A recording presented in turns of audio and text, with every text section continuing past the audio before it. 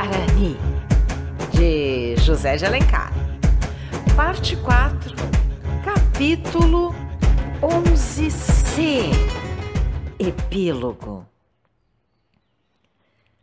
Terminada a prece cristã, talvez a primeira que tinha ouvido aquelas árvores seculares, a viagem continuou. Logo que o sol chegou ao zênite, Peri procurou, como na véspera, um abrigo para passar as horas de calma. A canoa pojou num pequeno seio do rio.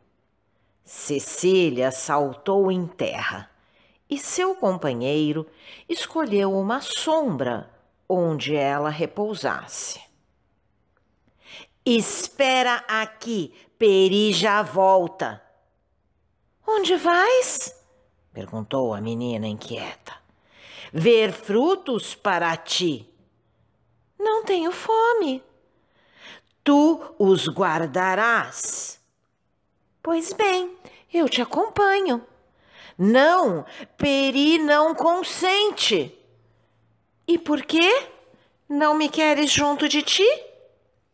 "Olha tuas roupas, olha teu pé, senhora, os espinhos do cardo te ofenderiam." Com efeito, Cecília estava vestida com um ligeiro roupão de cambraia e seu pezinho, que descansava sobre a relva, calçava um borzeguim de seda. "Então, me deixas só?" disse a menina, entristecendo. O índio ficou um momento indeciso, mas, de repente, sua fisionomia expandiu-se. Cortou a haste de um íris que se balançava ao sopro da aragem e apresentou a flor à menina. "Escuta", disse ele. "Os velhos da tribo ouviram de seus pais que a alma do homem, quando sai do corpo, se esconde numa flor e fica ali até que a ave do céu vem buscá-la e a leva bem longe.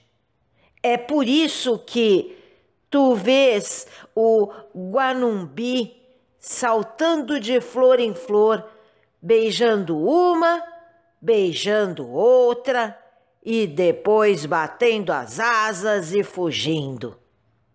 Cecília, habituada à linguagem poética do selvagem, esperava a última palavra que devia fazê-la compreender o seu pensamento. O índio continuou: "Peri não leva a sua alma no corpo. Deixa-a nesta flor, tu não ficas só." A menina sorriu e, tomando a flor, escondeu-a no seio. "Ela me acompanhará. Vai, meu irmão, e volta logo." "Peri não se afastará. Se tu o chamares, ele ouvirá." "E me responderá sim, para que eu te sinta perto de mim." O índio, antes de partir, circulou a alguma distância o lugar onde se achava Cecília. De uma corda de pequenas fogueiras feitas de louro, de canela, urataí e outras árvores aromáticas. Desta maneira, tornava aquele retiro impenetrável. O rio de um lado e do outro as chamas que afugentariam os animais daninhos e, sobretudo, os répteis. O fumo odorífero que se escapava das fogueiras afastaria até mesmo os insetos. Peri não sofreria que uma vespa e uma mosca sequer ofendesse a cútis de sua senhora e sugasse uma gota desse sangue precioso. Por isso, tomara todas essas precauções. Cecília devia, pois, ficar tranquila, como se estivesse em um palácio. E de fato era um palácio de rainha do deserto, esse sombrio, cheio de frescura, a que a relva servia de alcatifa, as folhas de dossel, as grinaldas em flores de cortinas, os sabiás de orquestra, as águas de espelho e os raios do sol de arabescos dourados. A menina viu de longe o desvelo com que seu amigo tratava de sua segurança e acompanhou-o com o olhar até o momento em que ele desapareceu no mais espesso da mata. Foi então que ela sentiu a soledade estender-se em torno e envolvê-la. Insensivelmente levou a mão ao seio e tirou a flor que Peri lhe tinha dado.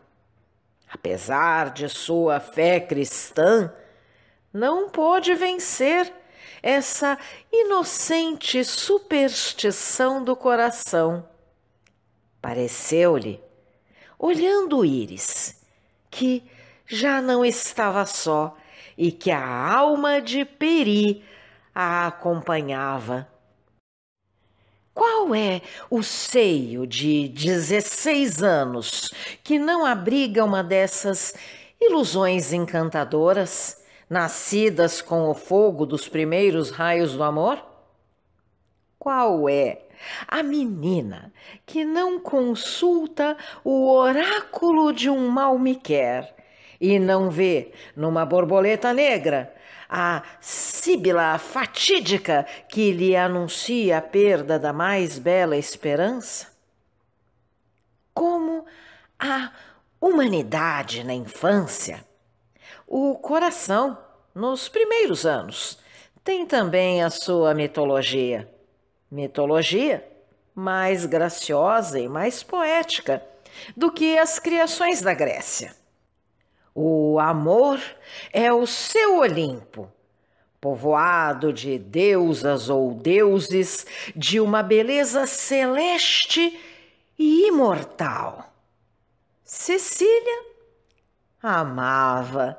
A gentil e inocente menina procurava iludir-se a si mesma, atribuindo o sentimento que enchia sua alma a uma afeição fraternal e ocultando, sob o doce nome de irmão, um outro mais doce, que titilava nos seus lábios, mas que seus lábios não ousavam pronunciar. Mesmo só, de vez em quando, um pensamento que passava no seu espírito incendia-lhe as faces de rubor, fazia palpitar-lhe o seio e pender molemente a cabeça, como a haste da planta delicada quando o calor do sol fecunda a florescência. Em que pensava ela, com os olhos fitos no íris, que o seu hálito bafejava, com as pálpebras meio cerradas e o corpo reclinado sobre os joelhos? Pensava no passado, que não voltaria, no presente, que devia escoar-se rapidamente, e no futuro, que lhe aparecia vago, incerto e confuso. Pensava que de todo o seu mundo só lhe restava um irmão de sangue, cujo destino ignorava, e um irmão de alma, em que tinha concentrado todas as afeições que perdera. Um sentimento de tristeza profunda anuviava o seu semblante, lembrando-se de seu pai, de sua mãe, de Isabel, de Álvaro, de todos os que amava e que formavam o universo para ela. Então, o que a consolava era a esperança de que os dois únicos corações que lhe restavam não a abandonariam nunca. E isto a fazia feliz. Não desejava mais nada. Não pedia a Deus mais ventura do que a que sentiria vivendo junto de seus amigos e enchendo o futuro com as recordações do passado. A sombra das árvores já beijava as águas do rio e Peri ainda não tinha voltado. Cecília assustou-se e, temendo que lhe tivesse sucedido alguma coisa, chamou por ele. O índio respondeu longe e pouco depois apareceu entre as árvores. O seu tempo não tinha sido inutilmente empregado, a julgar pelos objetos que trazia. "Como tardaste?" disse-lhe Cecília, erguendo-se e indo ao seu encontro. "Tu estavas sossegada. Peri aproveitou para não te deixar amanhã." "Amanhã só?" "Sim, porque depois chegaremos." "Aonde?" perguntou a menina com vivacidade. "Aos campos dos Goitacás, à cabana de Peri, onde tu mandarás a todos os guerreiros da tribo." "E depois? Como iremos ao Rio de Janeiro?" "Não te inquietes, os Goitacás têm igaras grandes, como aquela árvore que toca as nuvens. Quando eles atiram o remo, elas voam sobre as águas como a atiate de asas brancas. Antes que a lua, que vai nascer, tenha desaparecido, Peri te deixará com a irmã de teu pai." "Deixará?" exclamou a menina, empalidecendo. "Tu queres me abandonar?" "Peri é um selvagem", disse o índio tristemente. "Não pode viver na taba dos brancos." "Por quê?" perguntou a menina com ansiedade. "Não és tu cristão como Ceci?" "Sim, porque era preciso ser cristão para te salvar, mas Peri morrerá selvagem como Ararê." "Oh, não!" disse a menina. "Eu te ensinarei a conhecer Deus, Nossa Senhora, as suas virgens e os seus anjinhos. Tu viverás comigo e não me deixarás nunca." "Vê, senhora, a flor que Peri te deu já murchou porque saiu de sua planta. E a flor estava no teu seio. Peri na taba dos brancos, ainda mesmo junto de ti, será como esta flor, tu terás vergonha de olhar para ele. Peri, exclamou a menina ofendida, tu és boa, mas todas as que têm a tua cor não têm o teu coração. Lá, o selvagem seria um escravo dos escravos, e quem nasceu o primeiro pode ser teu escravo, mas é senhor dos campos e manda aos mais fortes. Cecília, admirando o reflexo de nobre orgulho que brilhava na fronte do índio, sentiu que não podia combater a sua resolução ditada por um sentimento elevado. Reconheceu que havia, no fundo de suas palavras, uma grande verdade que o seu instinto adivinhava. Ela tinha a prova na revolução que se operava no seu espírito, vendo Peri no meio do deserto, livre, grande, majestoso como um rei. Qual não seria, pois, a consequência dessa outra transição, muito mais brusca? Numa cidade, no meio da civilização, o que seria um selvagem, senão um cativo, tratado por todos com desprezo? No íntimo de sua alma, quase que aprovava a resolução de Peri, mas não podia afazer-se à ideia de perder seu amigo, seu companheiro, a única afeição que talvez ainda lhe restava no mundo. Durante esse tempo, o índio preparava a simples refeição que lhes oferecia a natureza. Deitou sobre uma folha larga os frutos que tinha colhido.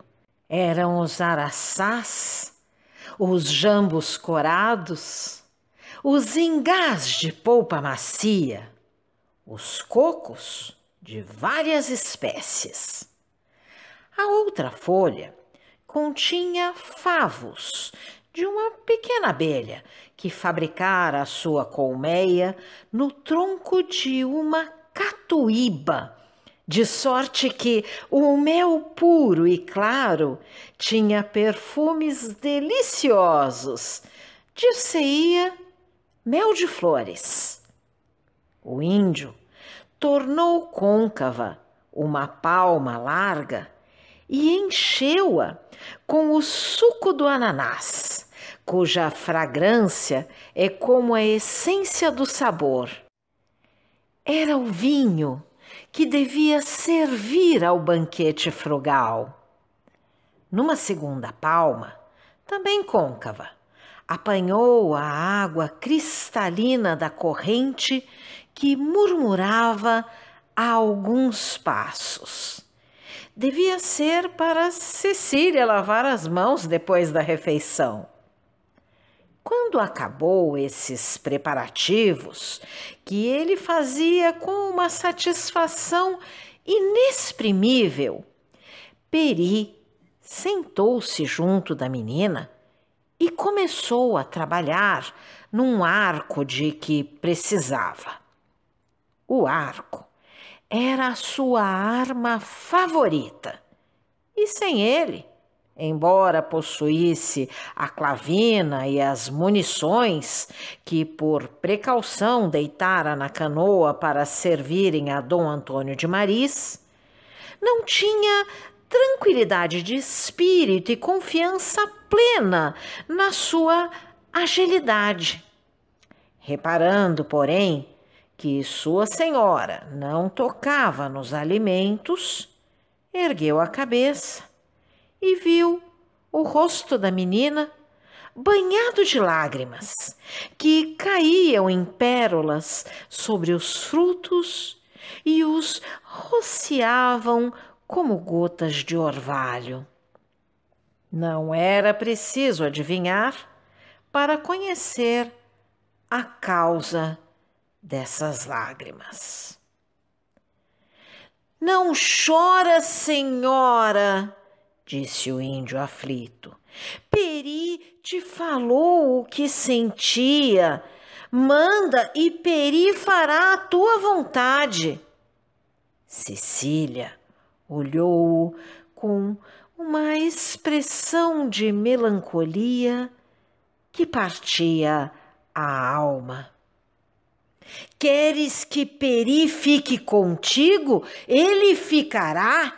Todos serão seus inimigos, todos o tratarão mal. Desejara defender-te e não poderá. Quererá servir-te e não o deixarão, mas Peri ficará." "Não", respondeu Cecília. "Não exijo de ti esse último sacrifício. Deves viver onde nasceste, Peri." "Mas tu vais ainda chorar?" "Vê", disse a menina, enxugando as lágrimas. "Estou contente." "Agora toma uma fruta." "Sim, jantaremos junto, como jantavas outrora no meio das matas com tua irmã." "Peri nunca teve irmã." "Mas tens agora", respondeu ela sorrindo. "E como uma filha das florestas, uma verdadeira americana, a gentil menina fez a sua refeição, partilhando-a com seu companheiro e acompanhando-a dos gestos inocentes e faceiros que só ela sabia ter. Peri admirava-se da mudança brusca que se tinha operado em sua senhora e, no fundo do seu coração, sentia um aperto, pensando que ela se consolara bem depressa com a lembrança da separação. Mas ele não era egoísta e preferia a alegria de sua senhora a seu prazer, porque vivia antes da vida dela do que da sua própria. Se você gostou desse áudio, deixe seu like, compartilhe, deixe também seu comentário e se inscreva no canal, ativando o sininho para ser avisado dos próximos vídeos. Um grande abraço e até a próxima!